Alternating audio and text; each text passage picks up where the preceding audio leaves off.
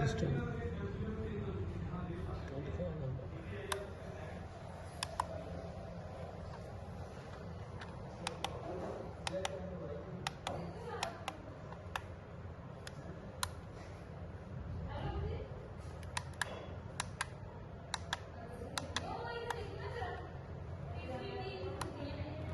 bag घुमा के दिखा देगा, बैग घुमा के खोल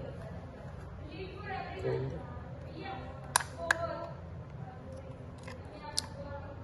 अच्छा